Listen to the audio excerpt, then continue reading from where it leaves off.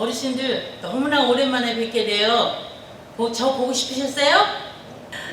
지금 코로나로 인해서 거의 2년이죠? 2년 가까이 경로당도 폐쇄해서 너무나 답답하셨을 거예요. 그래서 이제 서구복지관의 배려로 지금 이렇게 영상으로나마 여러 어르신들을 만나 뵙게 돼서 너무나 반갑습니다. 지금부터 서금요법에 대해서 강의를 시작하겠습니다. 자, 서금요법의 개요를 설명할 거고, 서금요법의 특징을 설명할 거고, 또 세 번째로 서금요법의 적용 불가한 질환을 설명할 거예요. 그리고 서금요법의 자극기구 설명하고, 또 손체절, 우리 서금요법 손체절 하기로 하겠습니다. 자, 서금요법은 자, 수지침 맞아보셨죠? 수지침과 똑같은 효과를 발휘합니다. 서금요법은 여기 바늘이 아닌 기구로 수지에 자극을 주는 방법이에요. 네, 수지 자극 기구는 수지침도 들어가요. T봉, 앞봉, 앞진봉, 아큐빅, 서암등, 지압판 등이 있습니다. 이 종류는 이따가 다시 설명드리겠습니다. 네. 그 다음에 서금요법의 범위는 독자적인 이론 체계와 의학적 분별 방법이 있고 수지 자극기구와 치방이 정립된 의술입니다. 이게 하나 그냥 아무 데나 갖다 찍찍 붙이는 게 아니고 독창적인 의술이에요. 의술.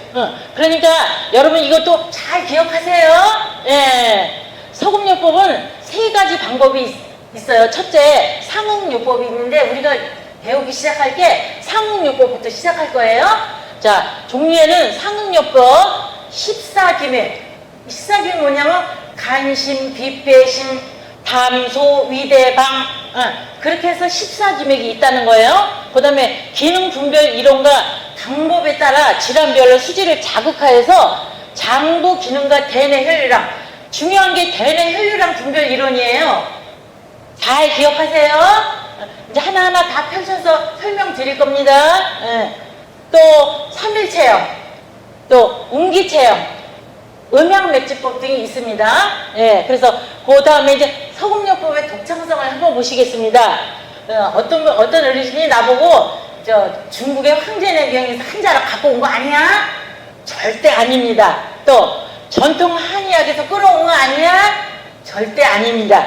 이거 우리나라 유태우 박사님께서 고려 수지침의 의학적 관련은 절대 없어요. 이거 동양의학이나 전통 한의학과는 관계가 없고 서금요법 이론에 따라서 수지 자극을 응용하는 독자적인 의술의 한 분야입니다. 기억하시죠? 독자적인 의술의 한 분야예요. 아셨죠? 이제부터 재미나게 배워나가시겠습니다. 자, 서금요법의 특징이 있어요. 서금요법은 누구나 따라할 수 있고 독창적이고 안전한 의술이에요. 독창적이고 안전한 의술, 인체의 기능 조절 방법으로 이상적인 의학이에요. 이거 수침을 지속적으로 해야 되는데 한 번 딱 해보고 아유 안 나! 이렇게 하시면 안 되는 거예요. 그 다음에 수지 자극요법을 활용한 질병의 예방과 회복. 질병의 예방과 회복이 중요한 거예요. 명의는 병을 잘 고치는 사람을 명의라 그러는 게 아니고 예방을 잘하는 사람을 명의라 그러는 거예요. 그래서 병이 생기지 않게 예방하는 거예요. 예방. 그러나 이제 병이 걸려서도 치료도 가능한 거예요. 그 다음에 개인 건강관리와 사회적 의료 비용이 저감이라고 썼죠? 국민 건강관리에 드는 비용이 사회적 비용을 절약하는데 크게 기여해요. 전국 각 시도마다 수지침협회가 다 봉사단체로 움직여요.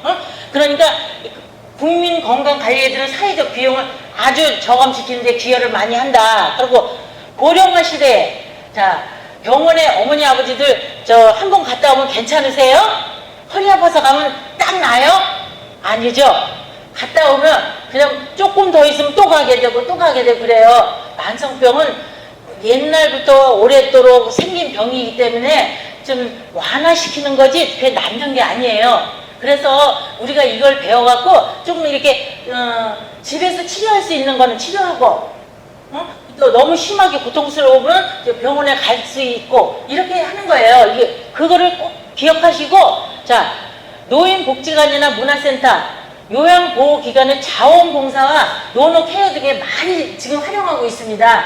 실제로. 그래서 제가 학생이잖아요. 저보고 배워갖고 자격증 따갖고 여기 자원봉사 노노케어를 많이 하세요. 남교에서도 많이 하시고. 그러니까 여러분 생각해보세요. 서금요법 수지침은 일상적으로 지속적으로 해야 되는 거예요. 지속적으로. 한번 침을 놨다거나 기만구멍을 딱 붙였어요.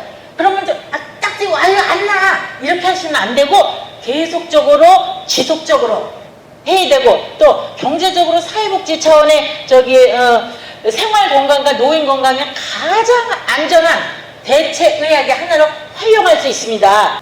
자, 여기 적용할 수 없는 질환이 있어요. 모든 병에 다 적용이 되는데 적용할 수 없는 질환. 자, 급히 수술을 해야만 하는 질환. 상해 교통사고가 났어요. 막 장기가 다쳤어. 피가 철철 흘리고 길에 이렇게 119가 와서 이제 거기를 침으로 고치겠다고 뭐 스티커를 붙여서 고치겠다. 이건 말이 안 되잖아요. 그래서 그런 건 안 된다는 거. 그리고 특히 뇌출혈이나 출혈성 질환에는 절대 안 됩니다. 그건 응급실로 빨리 가셔야 됩니다. 한의원으로 가시면 안 됩니다. 뇌경색이나 뇌출혈, 중풍 이런 거는 응급실로 가서 혈관이 막혀서 움직이지 못하는 거거든요. 그러면 그새 이제 약물을 투입해서 뚫는 작업을 해야 순간적으로 아파서 들어가게 되면 한 일주일이면 퇴원해요. 그러면 그때 자세를 딱 알고 들어갔으면 후유증이 하나도 없는데 내가 왜 이러지 딱 하루 이틀 집에서 그냥 지내요. 그러면 후유증이 너무 심한. 그래서 이제 공원에 가면 여러분이 보시기에 이게 편충마비를 걸려서 걸어 다니시는 분이 계시잖아요. 그거를 조심해야 되는 거예요. 그래서 절대 응급실로 가셔야 됩니다. 한의원으로 찾아가면 안 됩니다. 뇌출혈이 왔을 때는. 아셨죠? 또한 급성 전염병, 요즘같이 코로나 같은 거 걸릴 때, 또 감염 질환 안 돼요.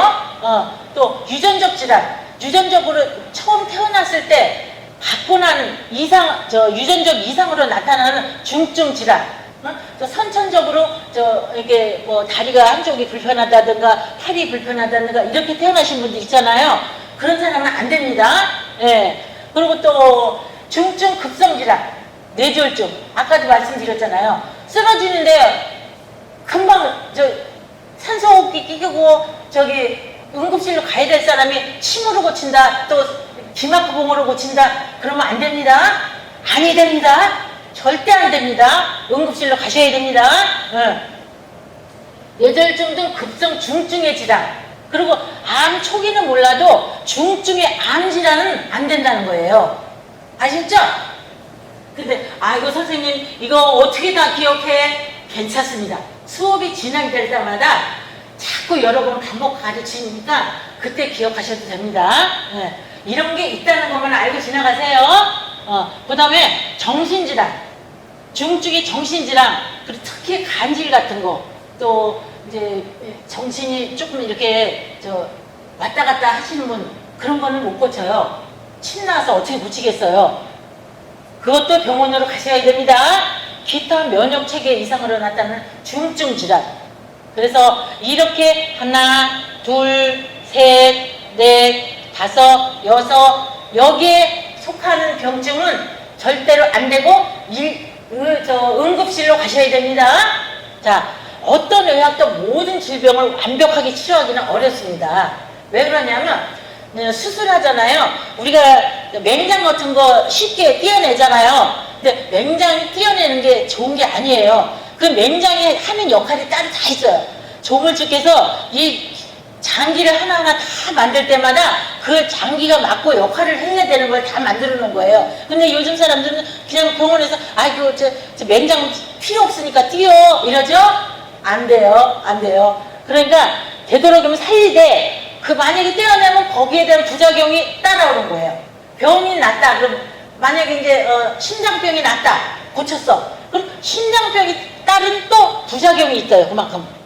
그런 걸 염두에 두시고 기억 잘 하세요. 그래서 어떤 의학도 모든 질병을 완벽하게 치료하기는 어렵습니다. 그래서 우리가 이제 너무 아플 때 고통을 완화시키는 거, 이런 거는 이걸로도 충분해요.